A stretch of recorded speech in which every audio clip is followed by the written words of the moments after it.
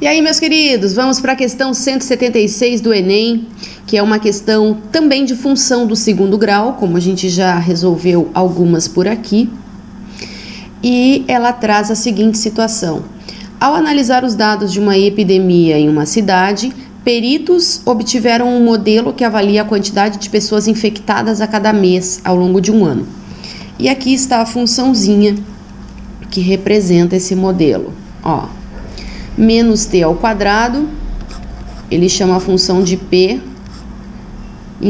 em função de t, né? Que é p é a quantidade de pessoas e t é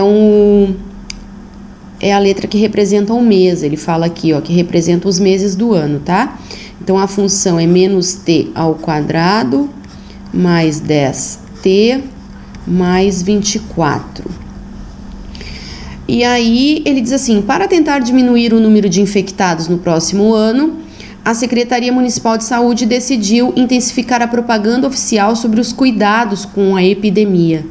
E aí ele apresenta algumas propostas aqui, ó. Essas propostas são relacionadas aos meses, né? De 1 a 12, então, que se refere aos meses do ano. E aí, então, a primeira proposta seria do primeiro ao segundo mês, né? Depois do terceiro ao quarto, do quinto ao sexto, e enfim. Aí ele diz assim, a sugestão dos peritos é que seja escolhida a proposta cujo período de intensificação da propaganda englobe o mês onde há maior quantidade de infectados. Gente, seguinte, função do segundo grau é uma parábola. Vamos relembrar algumas coisinhas aqui, ó. Aqui a gente tem o nosso A, aqui a gente tem o nosso B e aqui a gente tem o nosso C. Lembram disso aqui? A função do segundo grau ela tem esse formato, ax² mais bx mais c. Esse A aqui é o que determina se a concavidade da parábola vai estar voltada para cima ou para baixo. Então, esse gráfico aqui, se nós fôssemos construir, ele seria uma parábola virada para baixo. Por quê? Porque o nosso A é negativo. Quando eu tenho o A negativo, significa uma parábola virada para baixo. Então, significa que eu tenho um ponto aqui, ó, que é um ponto de máximo, de valor máximo. E é nesse ponto de máximo que eu vou ter aí o meu valor de x, bem naquele vértice. Deixa eu até fazer um eixo x aqui e o eixo y aqui, só para vocês terem uma ideia do seguinte.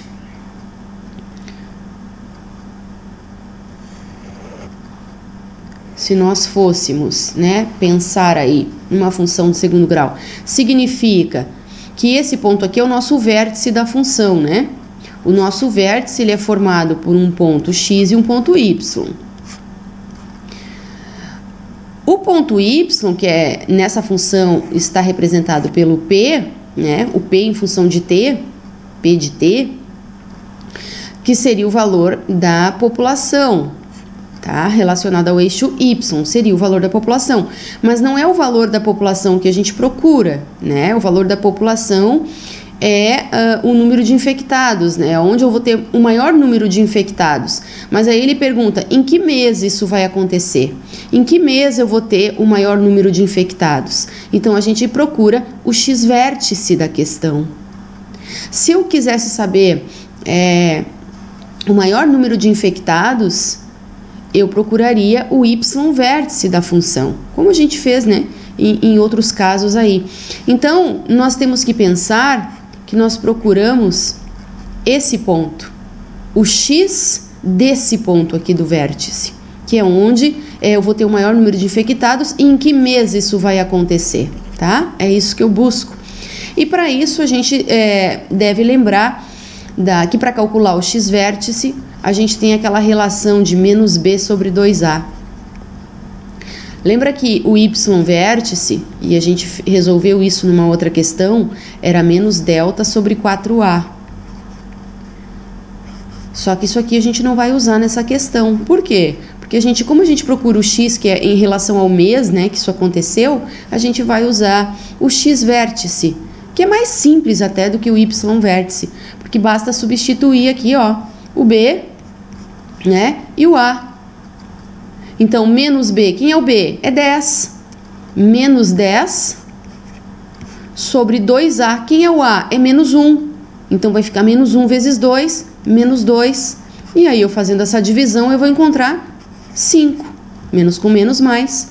O mês seria 5. No mês 5 é onde eu terei o maior número de infectados, então, desse problema. Então, se nós olharmos aqui, ó, do 5, tem que ser maior ou igual a 5 e menor ou igual a 6. Então, nós teríamos aí a proposta 3, tá? A proposta 3. Gente, função do segundo grau, tá? Sempre importante você saber y vértice, x vértice, tá? E as raízes da função, né? Como encontrar as raízes da função, porque às vezes cai problemas assim também, certo? E aí, lembrar desse sinal aqui, ó, que determina a concavidade da parábola. Se for positivo, para cima. Se for negativo, para baixo. Se for para baixo, sempre vai ter um valor máximo, um ponto de máximo. Se for para cima, vai ter um ponto de mínimo, vai ter um valor mínimo. Falou, galerinha? Em breve nos veremos aqui. Um beijão da Sora para vocês.